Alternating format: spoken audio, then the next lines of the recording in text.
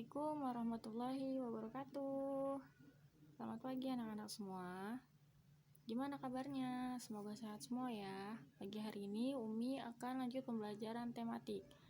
Hari ini kita sudah memasuki tema 3. Dan Umi akan menjelaskan yang pertama pengertian iklan, yang kedua sistem pencernaan pada hewan mamalia, yang ketiga sistem pencernaan pada manusia, yang keempat interaksi, yang kelima jenis alat musik.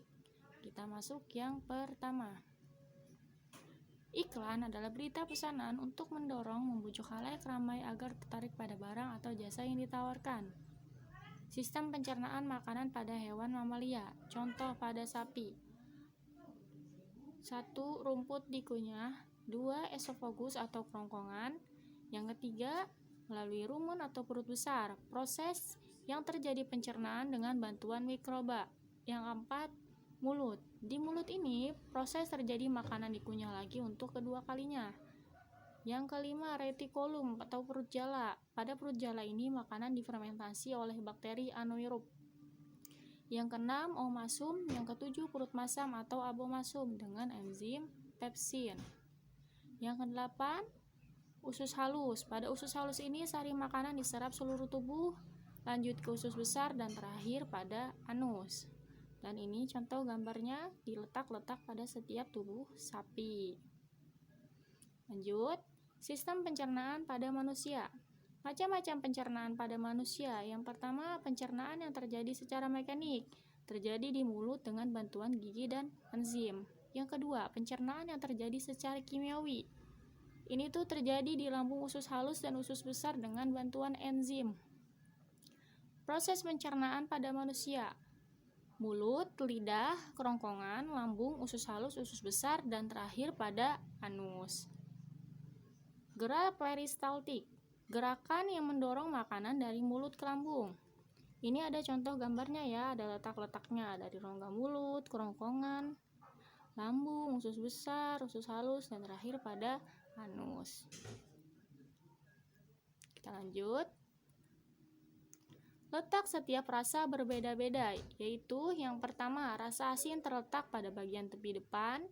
Yang kedua, rasa manis terletak pada lidah bagian ujung. Yang ketiga, rasa asam terletak pada lidah bagian samping.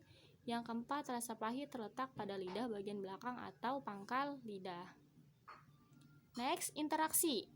Apa itu interaksi? Interaksi hubungan timbal balik antara individu atau kelompok dengan yang lainnya untuk memenuhi kebutuhan hidup.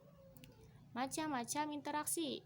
A. Interaksi manusia dengan lingkungan alam atau adaptasi. Contoh, petani bercocok tanam di musim hujan. Nelayan berlaut sesuai dengan cuaca, angin darat dan angin laut.